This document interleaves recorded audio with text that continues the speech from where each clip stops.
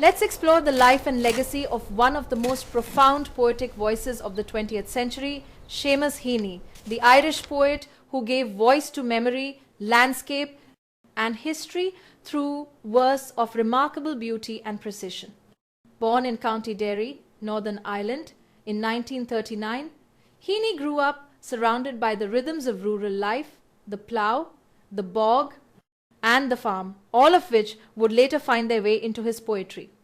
His writing evokes Irish rural life and its historical consciousness, and this very theme has been asked in exam.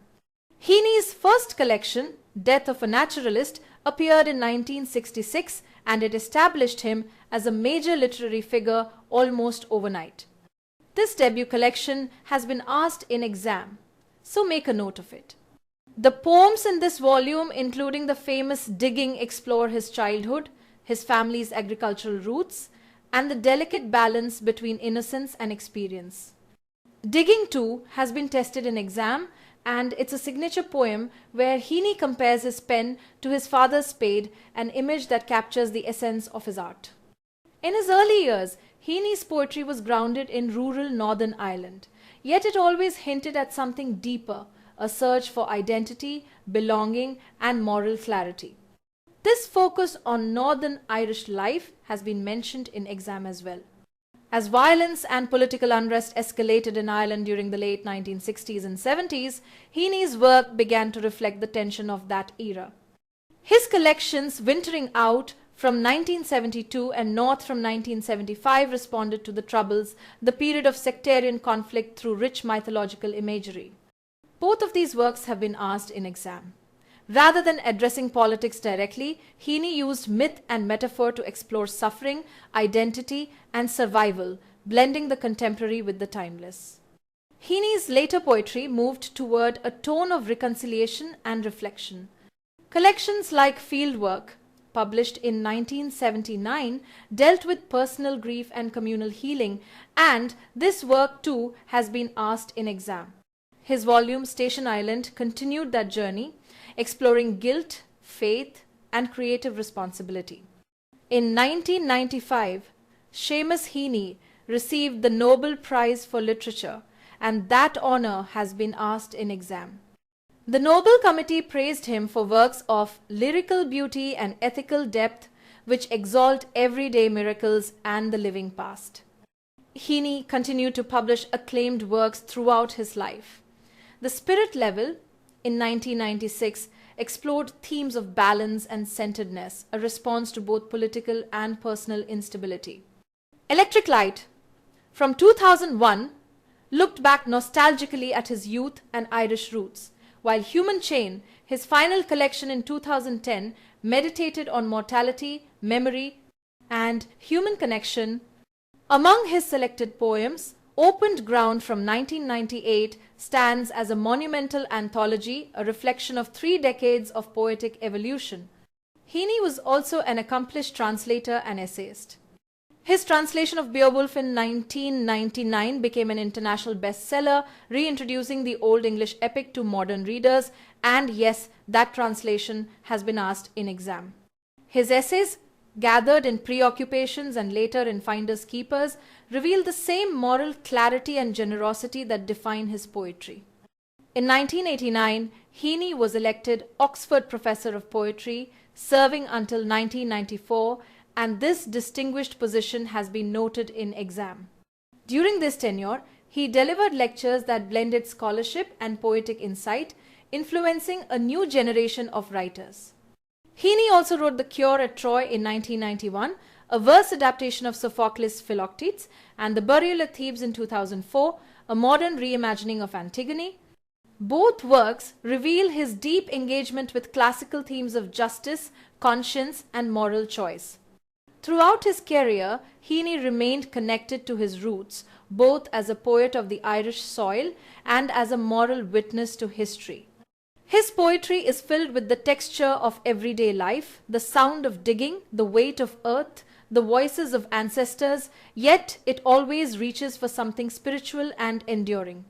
When Seamus Heaney passed away in 2013, the world lost not just a poet, but a conscience. His final words, sent as a text message to his wife, read Noli timere, Latin for do not be afraid. Heaney's legacy endures through his humanity, his craftsmanship, and his vision. A poet who bridged the ordinary and the eternal, reminding us that every life, every field, and every word carries meaning. Let's explore Seamus Heaney's deeply personal and evocative poem, Death of a Naturalist. This poem was published in 1966 as part of Heaney's first major poetry collection of the same name, Death of a Naturalist. The collection marked his arrival as one of the most powerful poetic voices of the modern era. Heaney, who would later receive the Nobel Prize in Literature in 1995, drew much of his inspiration from his Irish childhood, a world of rural rhythms, earthy textures, and quiet transformations. That Nobel recognition has been mentioned in exam, so be sure to note it. This debut collection included 34 poems exploring themes like childhood, identity, and the natural landscape of Ireland. Many of these poems, including Digging and Death of a Naturalist, grew out of ideas he first presented at the Belfast Group, a writer's workshop that has also been asked in exam. The poem, Death of a Naturalist, recounts a vivid childhood memory, a young boy's fascination with frog spawn, that jelly-like cluster of frog eggs collected from a flax dam. This very act, the boy collecting frog spawn, has been tested in exam. At first, nature feels magical and inviting. The child fills jam jars with tadpoles, listens to the teacher, Miss Walls, explain how the daddy frog was called a bullfrog and how the mammy frog laid hundreds of little eggs. It's a moment of wonder, innocence, and discovery. But then, everything changes. On a hot day, when the flax dam becomes rank and foul, the same child revisits the place and encounters a frightening scene, an invasion of angry frogs. Their croaking fills the air like a war chant. The imagery turns violent, dark, and almost nightmarish. The frogs are described as gross-bellied, poised like mud grenades, and the slap and plop were obscene threats. That last image, poised like grenades, has been asked in exam, so keep it in mind. The child's terror reaches its climax when he imagines that if he touches the frog spawn again, the spawn would clutch it. This line, too, has been asked in exam. The innocence that once connected him to nature now turns into fear. The boy runs away, overwhelmed by disgust and dread. Heaney masterfully captures this shift from curiosity to revulsion, from the innocent joy of exploring nature to the adult awareness of decay, sexuality, and mortality. The death here is not of the frogs, but of the naturalist within the boy, his childlike wonder and trust in the natural world. That symbolic naturalist death has also been noted in exam. Through vivid onomatopoeia words that echo real sounds like slap, plop, gargled, croaked, Heaney brings the scene alive, transforming the flax dam into both a living organism and a battlefield. The frogs become soldiers, the air is thick like war, and nature itself turns against the child. In essence, Death of a Naturalist dramatizes a universal experience, that moment when we realize the world isn't as safe or simple as it once seemed. Childhood wonder gives way to adult awareness, and the process, though painful, marks the beginning of maturity. So next time you see a question on this poem, and trust me, it appears often in exam, remember that Heaney's naturalist dies not in body but in spirit. The boy's fear becomes his awakening, a moment when innocence fades and self-awareness begins. Let's turn to Seamus Heaney's Digging, one of the most iconic poems of modern Irish poetry. This poem beautifully explores time, memory, and the inheritance of labor, showing how the act of writing can be as powerful and dignified as physical work. The central theme, the connection between time and history, has been asked in exam, so keep that in mind. The poem opens with a vivid image. Between my finger and my thumb, the squat pen rests, snug as a gun. That opening line immediately establishes the pen as a symbol of strength and precision, and yes, the image of the pen snug as a gun has often been referenced in exam. The poet, sitting by his window, hears the rasping sound of a spade, and as he looks out, he sees his father digging in the garden, a scene that triggers a deep sense of admiration and remembrance. He recalls his father's skill with the spade, how he would dig for potatoes with remarkable rhythm and care. This admiration for his father's work and the father's act of digging has also been asked in exam. Through these memories, Heaney connects the physical labor of his ancestors to his own craft as a poet. Soon, another memory surfaces of his grandfather cutting turf in the Irish bogs, moving swiftly and tirelessly. The poet remembers carrying him milk in a bottle corked with paper, watching him pause just long enough to drink before returning to work. The sensory details, the cold smell of potato mold, the squelch and slap of soggy peat make the poem almost tactile. You can smell the earth and feel the rhythm of spade against soil. But then comes the turn. Heaney realizes he does not have a spade to follow his father and grandfather. Instead, he says, "Between my finger and my thumb, the squat pen rests. I'll dig with it." This line, "I'll dig with it," has been asked in exam, and it's the heart of the poem. The pen becomes his spade, a tool through which he will dig into the past, into memory, and into language itself. Digging is deeply autobiographical. The speaker is almost certainly Heaney himself, a fact that has been mentioned in exam. Through this simple act of remembering, he honors the generations before him while redefining what labor means. Where his father and grandfather worked the land, Heaney will work the word. His poetry, like their farming, becomes a way to sustain life and identity. So digging is not just about farming or writing, it's about roots, respect, and the continuity of tradition. Heaney tells us that the poet's pen can be as forceful as a spade. Both tools, in their own ways, shape the world. Let's look at one of Seamus Heaney's most moving and personal poems, Midterm Break. It reflects on the sudden death of Heaney's younger brother Christopher, who was killed in a car accident when Heaney was still a schoolboy. This tragic background has been mentioned in exam, so note it carefully. The poem unfolds through the quiet, shocked eyes of a teenage boy returning home from boarding school.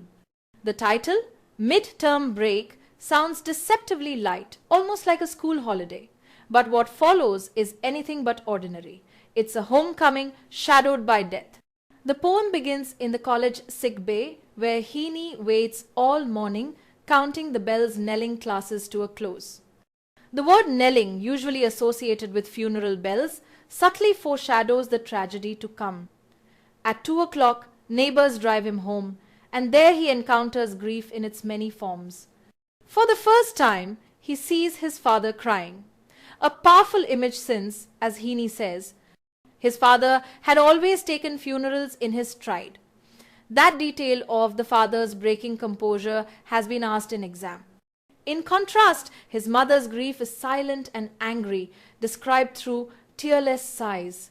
This contrasting display of emotion between parents' open versus suppressed sorrow has also been tested in exam. Visitors arrive to offer condolences, and old men stand to shake the boy's hand, a moment that feels awkward and adult.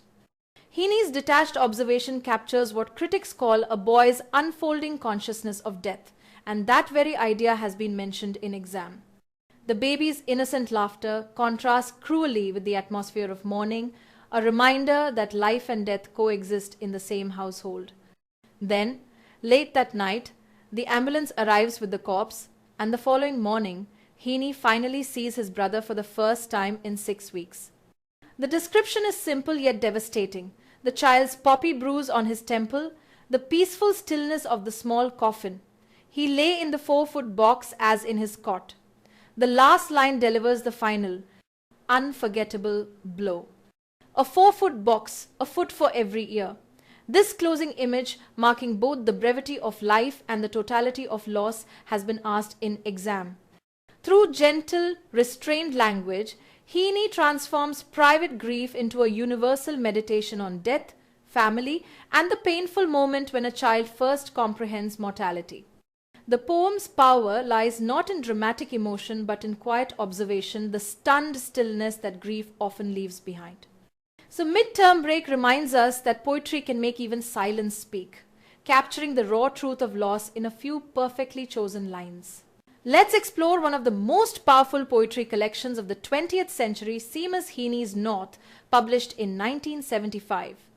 This collection marked a major turning point in Heaney's career, both thematically and politically.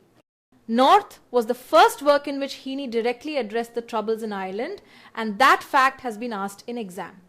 Heaney, who would later win the Nobel Prize for Literature in 1995, turned to the ancient past to find symbols and metaphors for the violence and conflict of modern Northern Ireland, a detail that, too, has been mentioned in exam.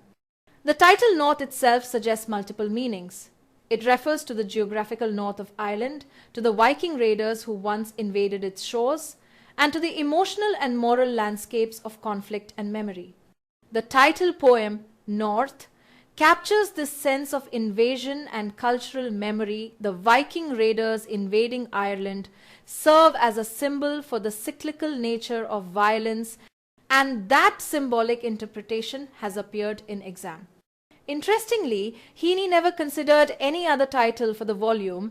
As critic Rand Brandes remarked, North was always North, and this very statement has also been asked in exam. Now, North is divided into two main parts. The first part draws heavily on mythology, history, and archaeology, especially the haunting imagery of bog bodies, those ancient preserved corpses discovered in the peat bogs of northern Europe. These images come directly from P.V. Glob's book, The Bog People, which inspired Heaney's symbolic imagination, and both the book and the inspiration have been noted in exam. Heaney saw in these preserved bodies a mirror of Ireland's own buried history, a link between ancient ritual killings and the modern violence of the Troubles. The second part of North moves from myth to the immediate world of Northern Ireland, offering poems with personal dedications and direct reflections on the social and political turmoil of the time. This structure, the mythic first part and the political second, has been highlighted in exam as a key feature of the collection. The bog poems are the emotional core of Heaney's work during this period. They include pieces such as Bog Queen, Punishment, and Strange Fruit, all of which have been asked in exam. Before North, Heaney had introduced this theme in Toland Man from his earlier collection, Wintering Out, and that poem's appearance in his earlier work has been mentioned in exam as well. In these poems, Heaney used the bog body as a metaphor for human suffering and political sacrifice. The images of these bodies murdered, forgotten, yet miraculously preserved, allowed him to connect the ancient past with the present violence in Ireland. As he later explained in his essay, Feeling into Words, his poetry became an attempt to find images and symbols adequate to our predicament. That reflection, too, has been noted in exam. In Strange Fruit, Heaney hauntingly refers to the perishable treasure of a body murdered, forgotten, nameless, and terrible, and this phrase has appeared in exam. These lines resonate deeply with the political atmosphere of the 1970 seconds, the feeling that Ireland itself was both victim and witness to cycles of cruelty and remembrance. Heaney once said that the photographs of the bog bodies blended in his mind with the atrocities past and present. This very statement has also been cited in exam. Through these images, Heaney achieved something remarkable. He turned archaeology into poetry, history into conscience, and myth into a modern moral vision. Shortly after North, Heaney published his next major collection, Fieldwork, in 1979, and this followed directly from his reflections in North, a point that has been asked in exam. Fieldwork was written during his years in rural County Wicklow between 1972 and 1976, a period when he had moved away from Belfast and the immediate violence of the Troubles. This rural retreat and renewal have also been mentioned in exam. Critic Denny O'Donoghue called those years years of retreat, and that phrase itself has appeared in exam. But this retreat was not an escape, it was a time of reflection and inner recovery.